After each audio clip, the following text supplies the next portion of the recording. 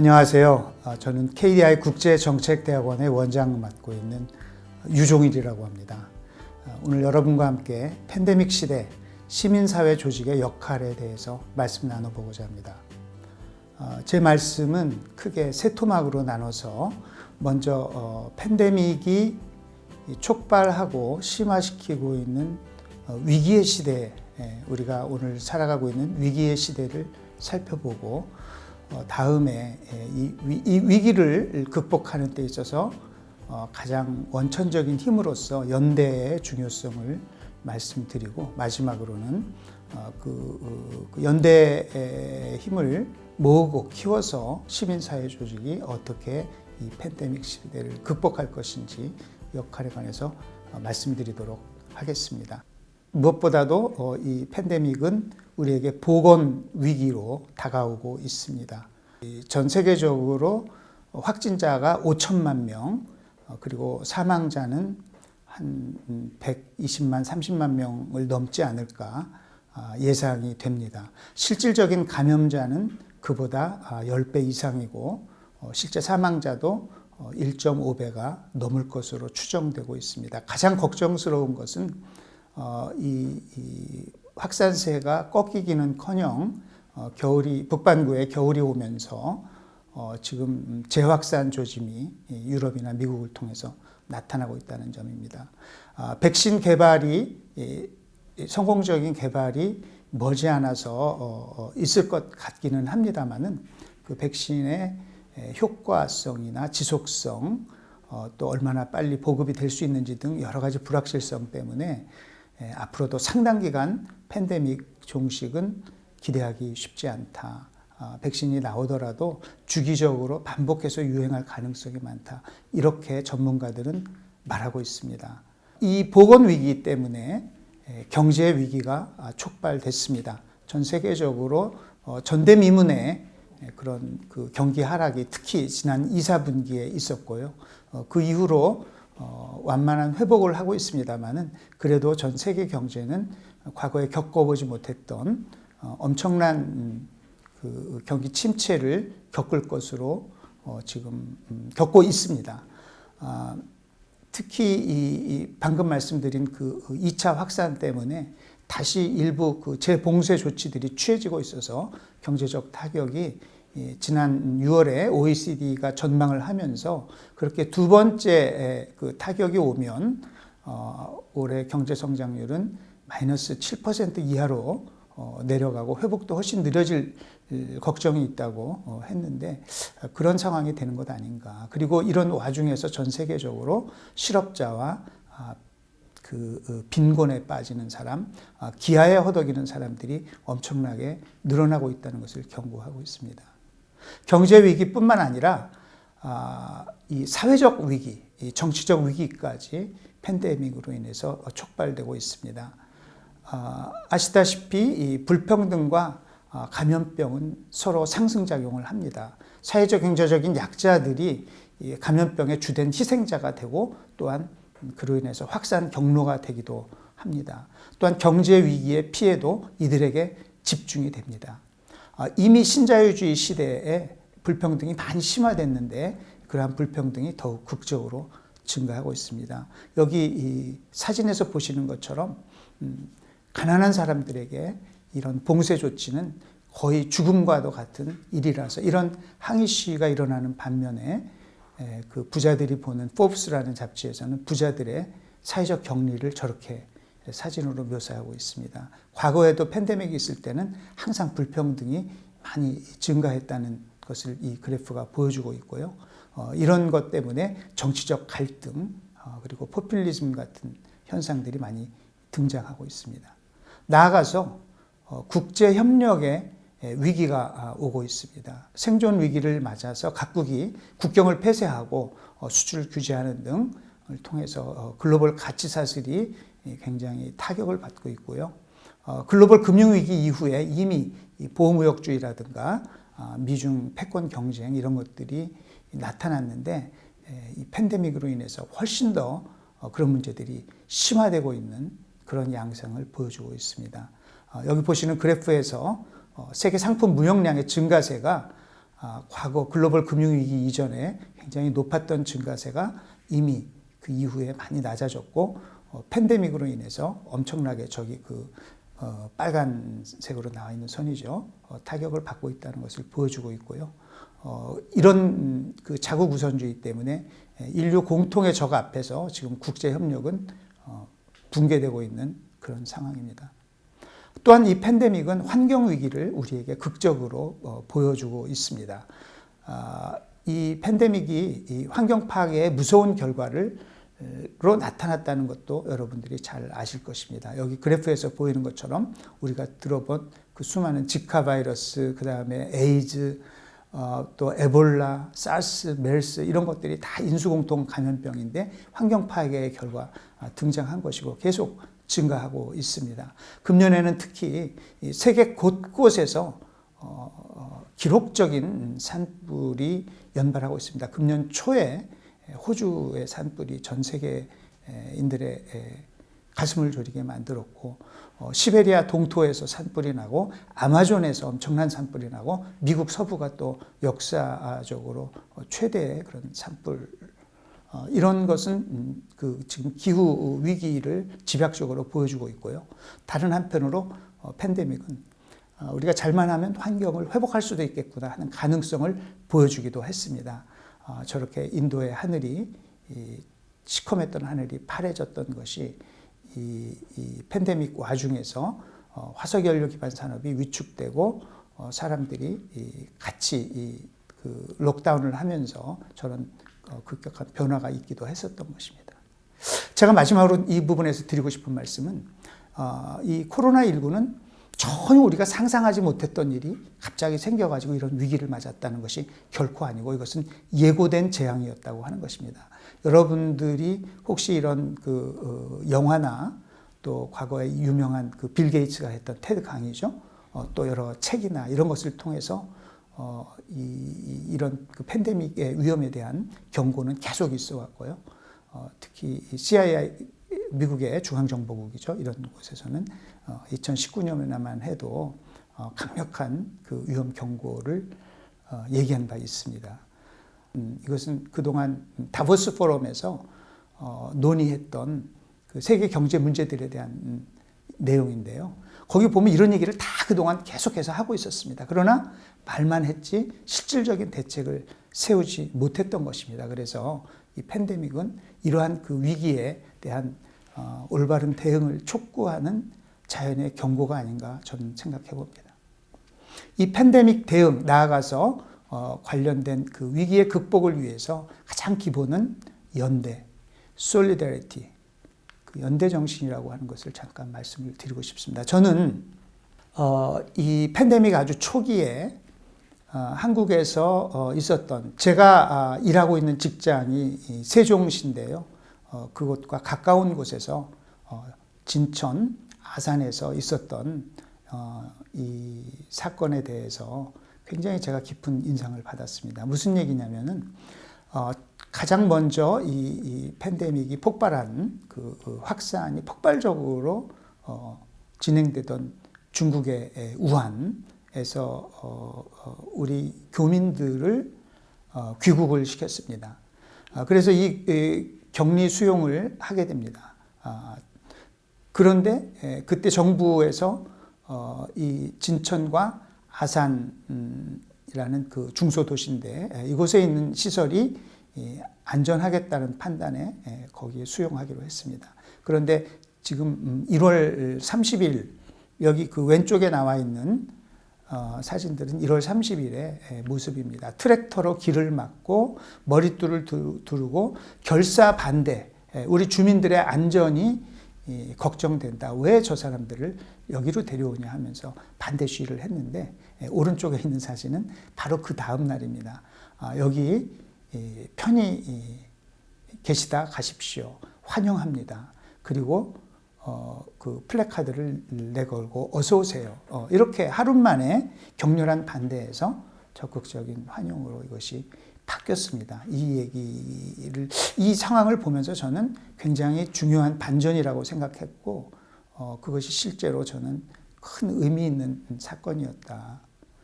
그 이후에도 이 팬데믹에 대응하는 과정에서 우리 한국에서 연대 정신을 발휘한 사례는 참 많이 있습니다. 한국에서는 이제 우한 같은 규모는 아니지만 세계에서 두 번째로 그 큰 아웃브레이크가 있었죠. 대구에서 있었는데요.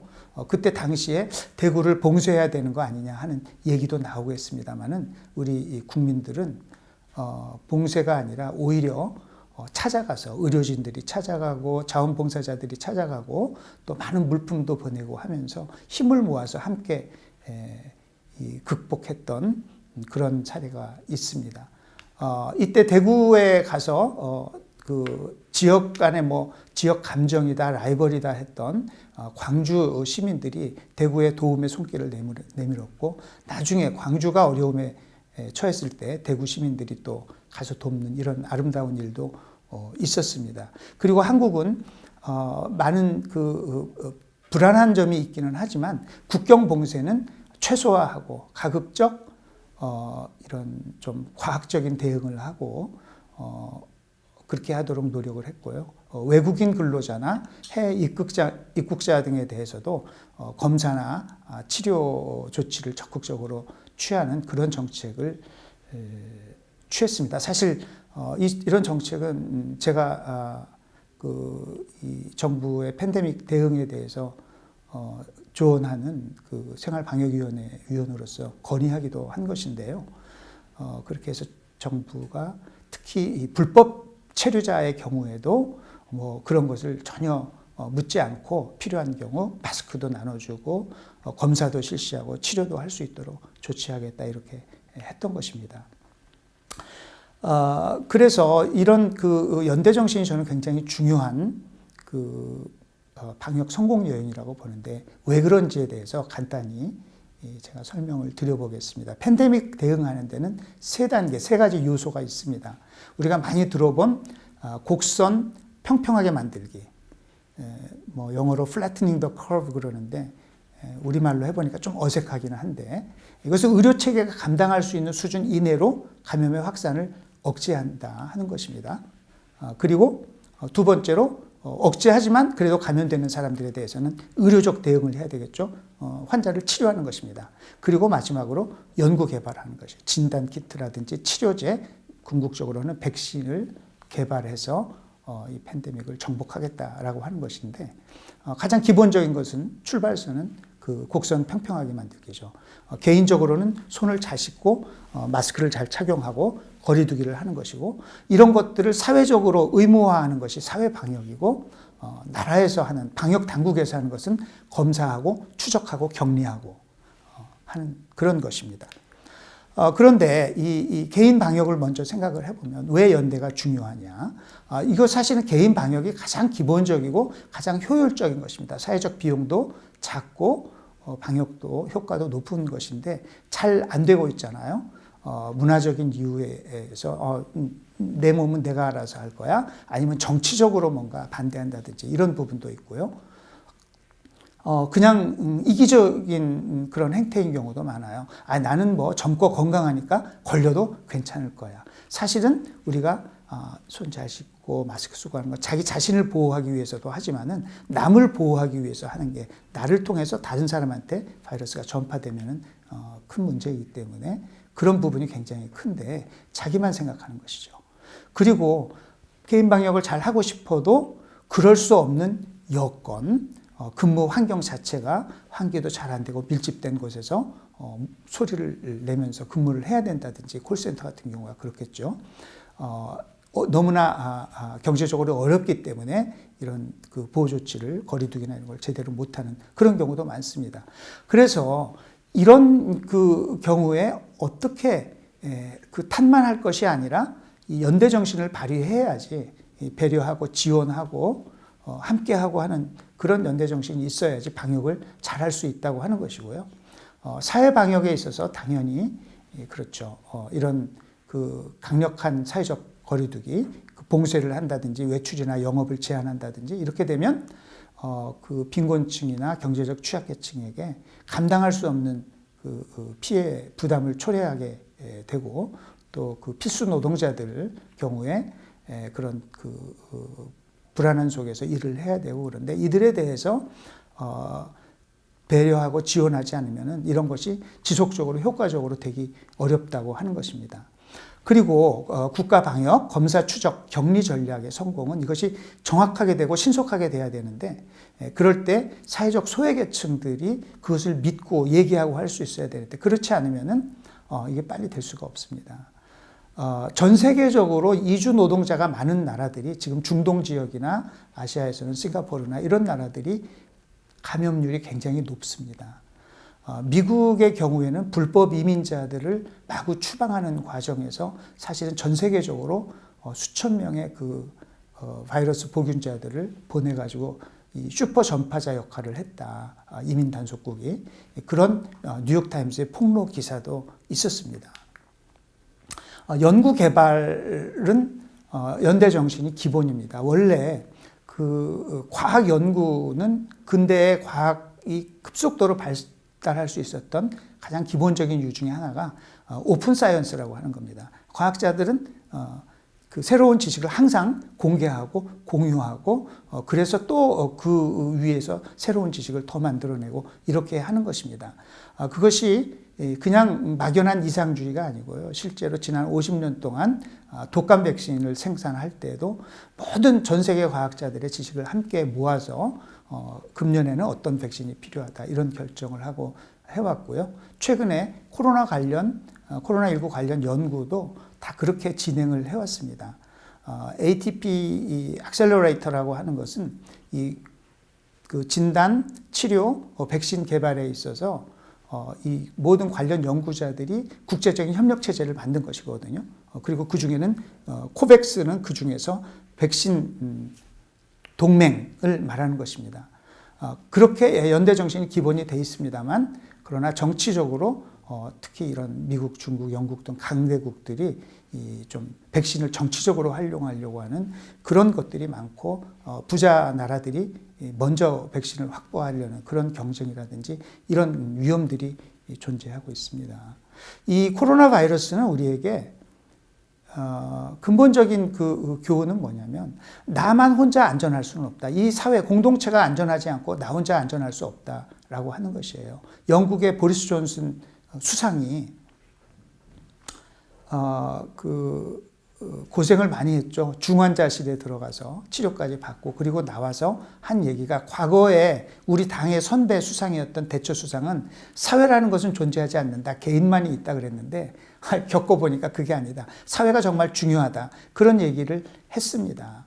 그 사회의 가장 약자를 보호하지 않고서는 사회 전체를 보호할 수 없다고 하는 것입니다.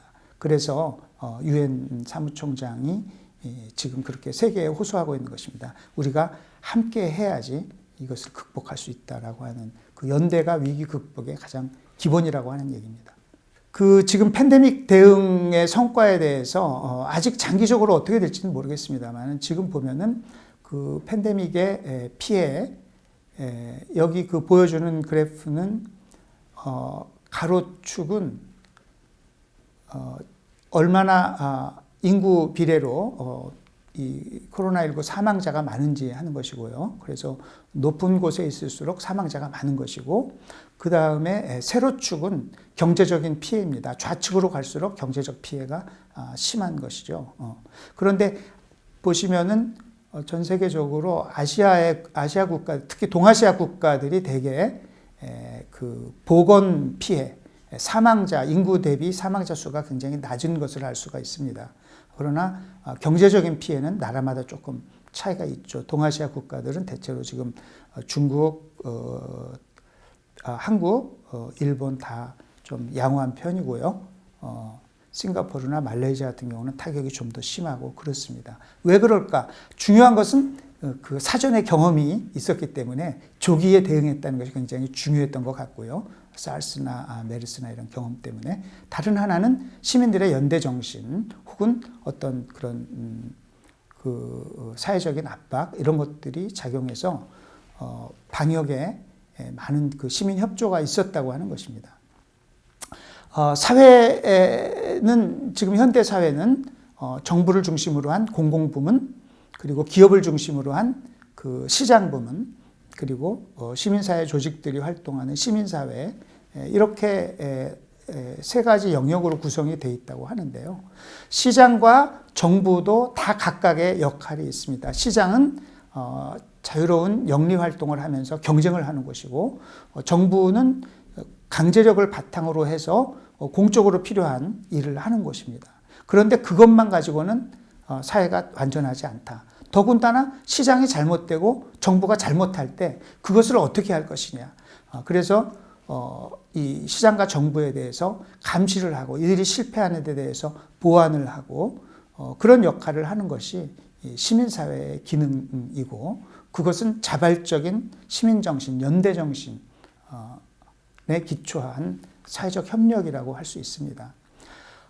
이 동아시아 나라들이 방역에 비교적 성공하고 있다, 이런 얘기가 나오니까 유명한 프랑스의 학자죠, 기소르망 씨가 를 비롯해 여러 사람들이 이런 얘기를 했어요. 저기는 유교 문화가 굉장히 좀 집단주의 문화이기 때문에 이런 시민들이 잘 협력해서 방역에 성공한 것 아니냐, 그런 얘기를 했는데, 그런 측면이 있을 수도 있겠습니다. 그러나 저는 이 동아시아에도 시민의식, 연대정신, 그런 것은 공동체에 대한 책임성을 가진 개인들의 시민의식에 기초하고 있는 이런 연대정신이 많이 성장했기 때문에 그런 것이다, 이런 생각을 하고 있고요.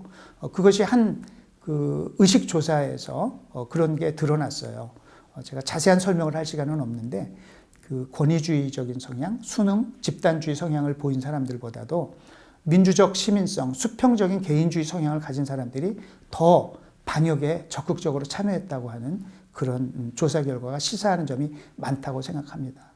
제가 아까 말씀드렸던 아산과 진천에서 있었던 그 기적과도 같은 변화, 하루 만에 어떻게 그런 결사반대에서 적극 환영으로 변화할 수 있었는지 사실은 알 수는 없습니다. 그러나 언론에 많이 보도된 것은 위아 아산 캠페인이라고 한 것입니다. 어느 그 아산에 계시는 한 아주머니께서 SNS에 이 글을 올린 거죠. 우리가 뭐 정부에 대해서 불만을 얘기하는 것과는 별도로 여기 지금 오는 교민들은 얼마나 지금 두려움에 떨고 고생을 하신 분들인데 이분들을 내치면 어떡하냐, 어디로 가라는 말이냐, 우리가 따뜻하게 맞아야 되겠다 했고, 많은 사람들이 호응을 하면서 여론이 확 바뀌었습니다. 그래서 본능적으로 위험에 처하면 우리가 우선 내가 살고 봐야지, 이런 생각을 하지만 조금 차분하게 생각하면 우리는 이성과 공감 능력을 바탕으로 해서 이런 이성적인 반응, 연대정신에 기초한 반응이 가능하다는 것이고요. 그렇게 누군가는 앞장서야 되고 이것을 더 많이 하고 더 효과적으로 하도록 하는 것이 시민사회 조직의 역할이다, 저는 그렇게 생각을 합니다. 그 시민사회 기능을 더 효과적으로 수행하고 활성화하기 위해서 그 시민사회 역량의 바탕이 되는 시민정신, 연대정신을 확산하고 그것을 더 많이, 더 효과적으로 발휘하도록 조직화하고 시민사회의 역량을 강화하는 그런 역할을 해야 되는 것이고요. 그렇게 하기 위해서는 진정성과 투명성, 그리고 독립성을 가지고 신뢰를 확보하는 것이 생명입니다. 그리고 증거에 입각해서, 하던 대로 하지 말고 증거에 입각해서 어떻게 하면 더 효과적인 그런 활동을 할 수 있을 것인가, 그리고 기존의 방법과 영역을 뛰어넘어서 항상 새로운 시도를 하는 혁신적인 경영, 이런 것들을 통해서 시민사회 조직의 역할을 확대해 나가야 되겠다, 이런 말씀을 드리고 싶고요. 마지막으로 지금 이 팬데믹, 또 팬데믹과 관련된 5대 위기 극복의 출발점이 바로 연대정신이고, 그렇기 때문에 우리 사회의 약자, 방역과 사회안전망의 사각지대를 보살필 뿐만 아니라 지금 자원이 부족해서 충분한 대응을 하지 못하고 있는 개도국에 대한 지원이라든지 백신 연대라든지 이런 국제적인 연대도 굉장히 중요하다, 이런 말씀 드리고 싶습니다. 여기까지 제 말씀 마치도록 하겠습니다. 감사합니다.